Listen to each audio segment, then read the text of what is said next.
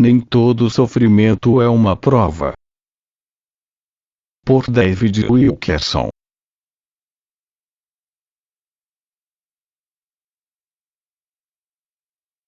Deus não se deleita com as provações de seus filhos. A Bíblia diz que Cristo é compassivo conosco em todas as nossas provas, sendo tocado pelos sentimentos de nossas enfermidades. Em Apocalipse, capítulo 2, versículo 9, ele diz à igreja: conheço a tua tribulação, a tua pobreza. Ele está dizendo essencialmente: sei o que você está atravessando. Você pode não entender, mas estou sabendo de tudo. É essencial que compreendamos esta verdade, porque o Senhor efetivamente testa e prova o seu povo. As Escrituras dizem: tu, ó Deus, nos provaste. Tu nos afinaste como se afina a prata. Salmo 66. Verso 10. Vossa fé é provada pelo fogo. 1 Pedro capítulo 1. Verso 7. O Senhor prova o justo. Salmos 11. Verso 5. De fato, todo aquele que segue a Jesus enfrentará aflições. O salmista escreve: muitas são as aflições do justo. Salmo 34. Verso 19. Paulo revela ter muita tribulação e angústia do coração, com muitas lágrimas. 2 Coríntios, capítulo 2, versículo 4.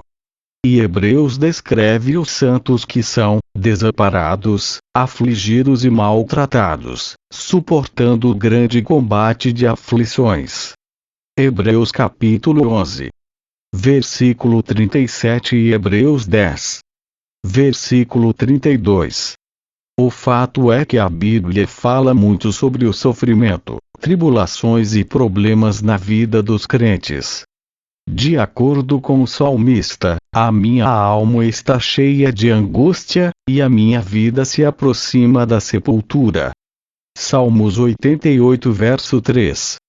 Igualmente Davi diz suportar muitos males e angústias. Salmos 71, 20. Não vejo um único seguidor de Jesus que não tenha suportado todas estas coisas mencionadas nas Escrituras. Provações, tribulações, problemas, aflições, angústia. Sei que posso dizer como Davi: tenho suportado muita dor, grandes problemas e provações. E sei que muitos outros que estão lendo esta mensagem podem dizer: esse é o resumo de minha vida neste momento. Estou enfrentando provas e aflições angustiantes. Por esta razão, todo cristão deve saber e aceitar que Deus tem um propósito em todo o nosso sofrimento. Nenhuma prova entra em nossas vidas sem a sua permissão. E um dos propósitos de Deus por trás de nossas provações é produzir em nós uma fé inabalável. Pedro escreve: para que a prova da vossa fé, muito mais preciosa que o ouro que perece, e é provado pelo fogo, se ache em louvor, e honra, e glória na revelação de Jesus Cristo. 1 Pedro capítulo 1, versículo 7. Pedro chama a estas experiências provas de fogo. Capítulo 4, versículo 12. Paulo testifica ser afligido com provações já na fase de término da carreira, havendo vencido a prova da fé. Ele escreve: combati o bom combate, completei a carreira, guardei a fé. 2 Timóteo, capítulo 4, versículo 7. Naturalmente, Paulo sabia que ainda tinha muito por fazer. Havia grandes provas e sofrimentos pela frente. Porém podia honestamente dizer: eu posso não ter compreendido Cristo como queria e nem ter sido aperfeiçoado. Mas quando se trata de fé, e confiando em Deus em meio a toda provação, sei em quem tenho crido e estou convencido. Quando o inimigo vem como inundação, sei que o Senhor levantará uma bandeira contra ele. E tenho aprendido tudo isto na fornalha da aflição. Compartilho este testemunho com Paulo. Pela graça de Deus, o Espírito Santo tem me permitido atravessar inúmeras provas em anos recentes, sendo a mais difícil o falecimento de nossa neta de 12 anos, Tiffany. O Senhor deu força e fé em meio àquela dolorosa provação, e saí da mesma dizendo: sei em quem tenho crido e sei que Ele tem um plano. Deus não permitiria este tipo de profunda dor sobre mim ou minha família sem um propósito por trás de tudo. Ó Senhor, entrego-te isto pela fé. Pense em sua própria provação ou no sofrimento presente. Tem tido dúvida, temor ou raiva ao suportá-lo? Tem acusado Deus de pôr muita carga sobre você, de colocar-lhe à prova desnecessariamente? Está a ponto de se dar por vencido, pensando: tenho sido fiel a orar, ler a Bíblia, ir à igreja, porém nada funciona. Ou ainda pode olhar para o céu e dizer: eu sei que o Senhor é bom. E vou confiar nele em meio a isto. Não viverei em dúvida, ele vai me tirar dessa, para a sua glória. Se isto o descreve, então sua fé suportou o fogo. Porém, se não, tenho que lhe perguntar: quantas provas e aflições mais você suportará antes de poder dizer: minha fé prevaleceu?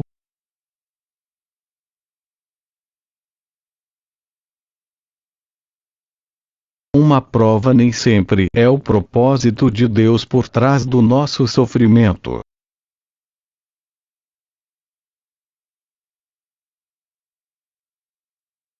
A verdade é que nem tudo que sofremos é prova de fé.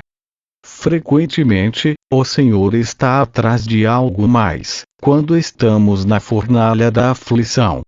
De fato, quanto mais próximo você caminha com Cristo, e quanto mais profundas são as provas, mais Ele está agindo em você para promover algo diferente de fé. Porém, não interprete mal. Sempre que nossa fé vacila, provas de fé virão. Nunca estaremos completamente acima desses testes. Mas eis outro propósito de Deus neles. O Pai está preparando uma noiva para o seu filho. E quer mais de nós em nossas provações, do que uma fé maior. Esta noiva será provada, grandemente, e seu amor pelo noivo passará pelo fogo. Sua confiança nele será refinada através do fogo, dilúvios e aflições. No entanto, estas dores não são para testar o amor dela e sua devoção. Ao contrário, são para refinar um amor que já está totalmente comprometido. Eu explico. Acredito que muitos dos que estão lendo esta mensagem estejam totalmente comprometidos com Cristo. Jesus é o grande amor de suas vidas e a fé nele está prosperando. Certamente ainda há momentos quando essa confiança é testada. Entretanto, Deus está procurando outra coisa em você, algo mais. A preparação que o Senhor faz da noiva requer que Ele realize uma obra sobrenatural em você. Esta noiva, a eleita amada de Jesus, deve ser consumida pelo desejo ardente de estar com seu noivo. Deve ficar livre de todas as outras atrações. Deve ficar obcecada pelo desejo de estar sempre em sua presença corporal. Paulo se refere a este desejo ardente quando escreve sobre o seu próprio desejo de deixar o corpo e habitar com o Senhor. 2 Coríntios, capítulo 5, versículo 8. Para mim o viver é Cristo, e o morrer é lucro. Filipenses, capítulo 1, Versículo 21. Isto não era fixação mórbida por morte da parte de Paulo. O apóstolo claramente vivia uma vida plena e útil. Mas disse: algo em mim anseia estar com o Senhor, onde Ele está. Anseio estar com Ele face a face. Para fazer tal reivindicação, Paulo teria que estar completamente desacostumado deste mundo e suas atrações. Neste momento, Deus está preparando um novo mundo, um novo céu e uma nova terra, para o seu povo. E esta nova criação englobará uma nova Jerusalém, incluindo um lar para a noiva de Cristo. Isaías viu este novo mundo que Deus está criando, e o panorama deve tê-lo deixado sem ação. Deus diz através deste profeta: pois eis que eu crio novos céus e nova terra. E não haverá lembrança das coisas passadas, jamais haverá memória delas. Mas vós, folgareis e exultareis perpetuamente no que eu crio. Porque eis que crio para Jerusalém alegria, e para o seu povo regozijo. Isaías. Capítulo 65. Versículos 17 e 18. Deus está dando aqui uma poderosa declaração à noiva de Cristo. Na realidade, está dizendo, no meio da provação que você vive nesse instante, fixe esta verdade em tua mente. O mundo presente não é o teu lar. Tudo que você vê passará, a terra, a lua, o sol e as estrelas.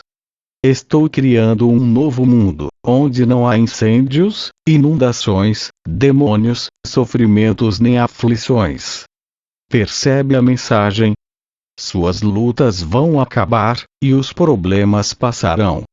Portanto, fixe os olhos em Cristo, e ponha o seu afeto em passar a eternidade com Ele no novo mundo.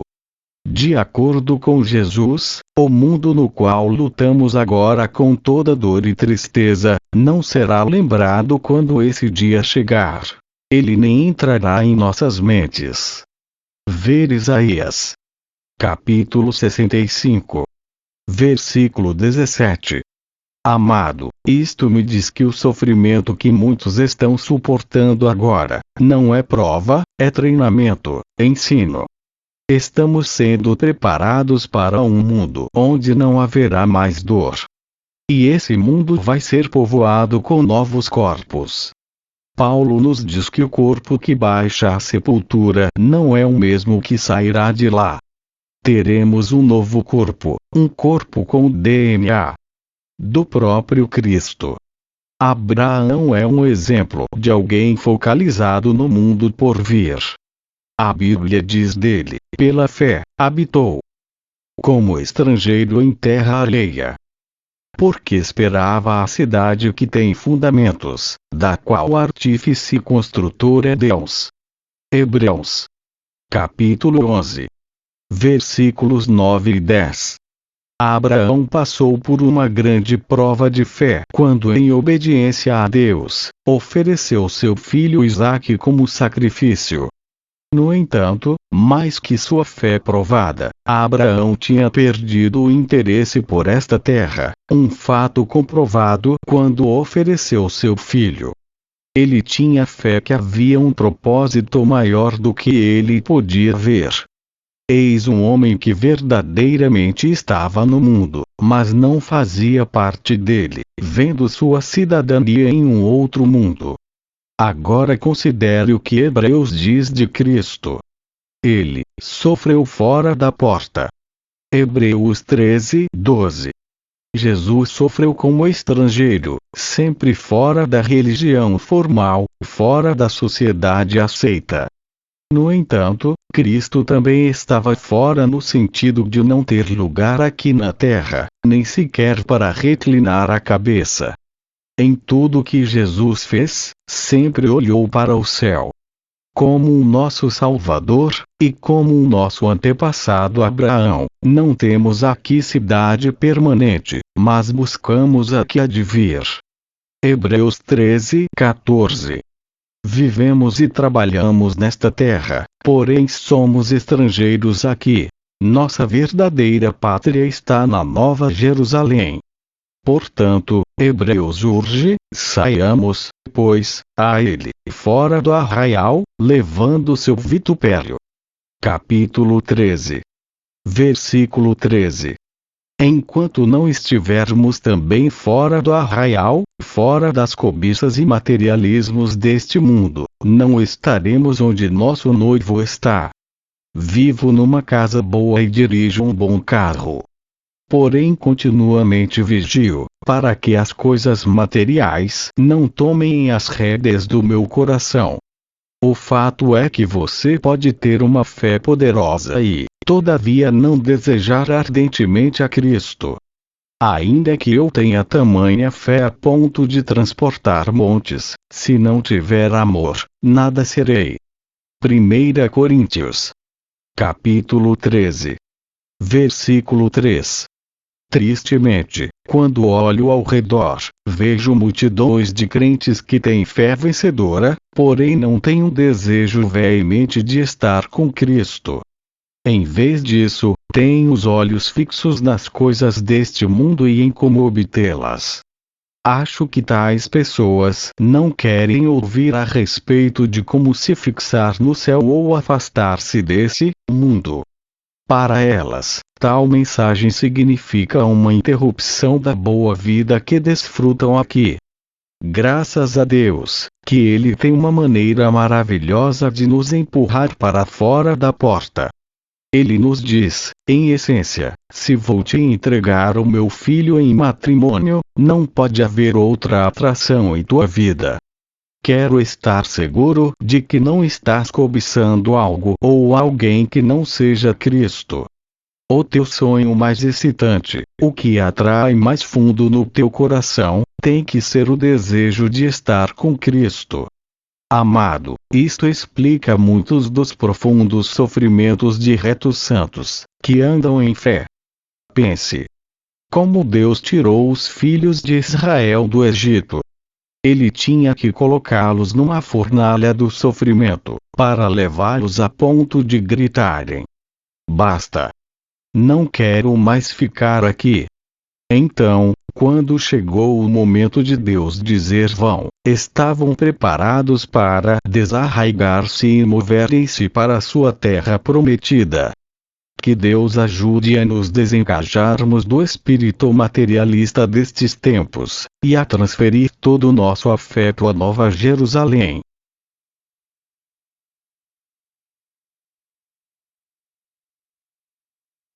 Isaías profetizou que o mundo que Deus estava criando é um lugar de louvor onde os habitantes se regozijam.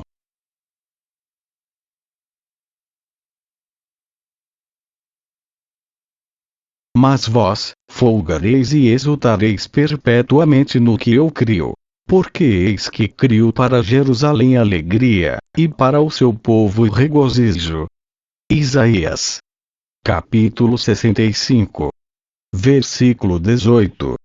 A palavra hebraica para crio neste versículo significa trago à existência. Vê o que Isaías está dizendo. Deus está criando não só um novo mundo, mas também um povo especial. Está trazendo à existência uma noiva que não apenas foi apartada deste mundo, mas aprendeu a regozijar-se em meio ao sofrimento.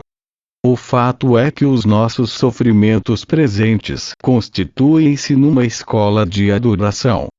E todas as maneiras pelas quais estamos aprendendo a louvar a Jesus, especialmente em nossos sofrimentos, são treinamentos para aquele glorioso dia. O que quer dizer isto para os cristãos que vivem com medo e preocupação constantes? Esses que vivem como se Deus estivesse morto, como podem eles repentinamente saber como, por meio do louvor, enfrentar a provação?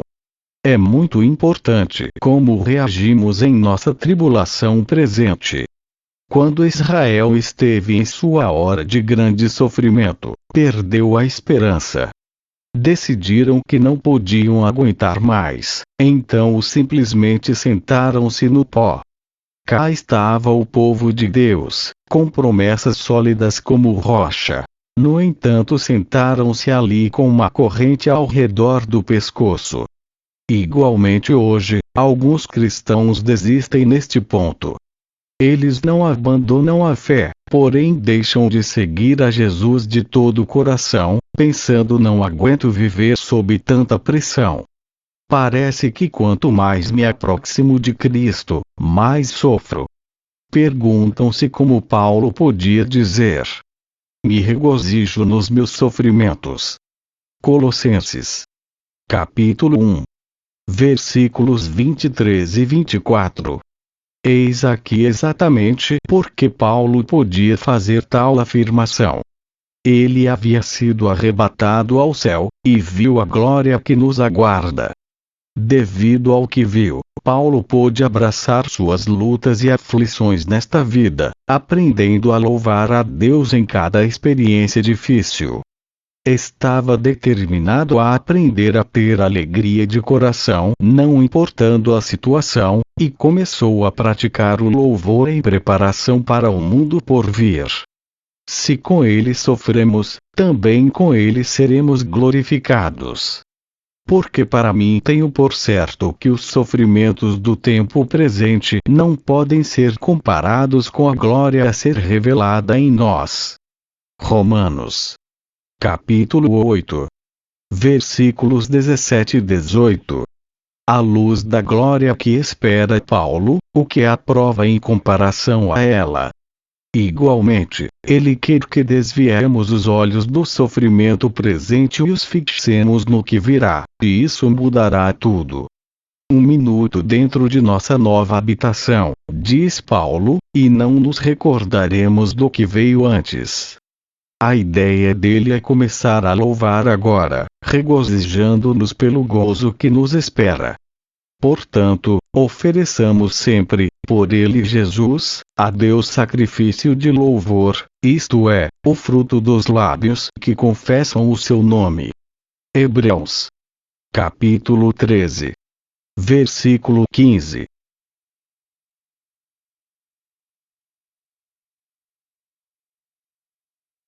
Aos escolhidos Deus diz: eis que te purifiquei, mas não como a prata.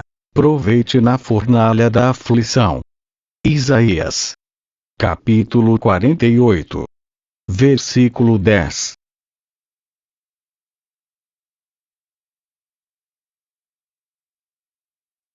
O povo a quem Isaías ofereceu sua visão de um mundo novo acabara de suportar a ira de um inimigo furioso. Agora estavam enrolados na tribulação, atados pelo temor e pelo cansaço. Pensavam que Deus os havia abandonado, e tinham medo do futuro que os aguardava. Assim, que palavra Deus enviou para eles? A mesma palavra que concede ao seu povo hoje. Despertem-se. Vocês não estão arruinados como pensam. O Senhor, sua força, ainda está com vocês. Então, levantem-se do pó do desalento, e assentem-se nos lugares celestiais que lhes prometi. Vocês não perderam sua retidão, portanto vistam-se com suas roupagens. Sacudam-se, falem consigo mesmos, deem-se um sermão. E digam à carne e ao diabo: sou mais que vencedor por meio daquele que me salvou. Isaías, capítulo 52, versículos 1 ao 3, parafraseado. Considere o poderoso exemplo dos 3 jovens hebreus a quem o rei Nabucodonosor atirou dentro da fornalha de fogo. Estes homens não estavam sendo provados por sua fé. Na verdade, foi a sua fé que os pôs ali. O Senhor claramente estava atrás de outra coisa. Pense nisso. Os pagãos, babilônios, não foram influenciados por suas orações ou pregações. Não ficaram impressionados por sua sabedoria ou conhecimento, nem por suas vidas santas. Não, o impacto em Babilônia veio quando o povo olhou para dentro da fornalha, e viu estes 3 homens regozijando-se e louvando a Deus em sua hora mais difícil. Jesus apareceu naquela fornalha, e creio que suas primeiras palavras aos jovens hebreus foram: irmãos, levantem-se agora, pois suas amarras foram afrouxadas. Deixem que este governo pagão e sua gente ímpia vejam vosso regozijo e o vosso louvor a Deus em sua hora de aflição. Os rapazes fizeram justamente isso, e as escrituras dizem que Nabucodonosor ficou espantado com o que via. Levantou-se apressadamente, clamando: o que se passa aqui? Lançamos nós 3 homens dentro do fogo, porém, vejo 4 e não estão mais atados. Vejam, eles estão cantando e louvando a esse 4º homem. Esse é o impacto que nossos louvores trazem durante nossas lutas. Então, como você tem reagido nas horas de aflição? Você está bebendo da taça do tremor, sentindo-se débil, sem poder para resistir ao inimigo. É hora de sacudir as amarras pesadas, e levantar mãos santas em louvor ao seu Redentor. Você está livre, não importa qual seja a prova, então se alegre e se regozije, sabendo que o 4º homem está na fornalha consigo. Cristo se revelará em seu sofrimento, e o fogo queimará todas essas cordas que lhe atam. Muito provavelmente você não está sendo provado mas treinado.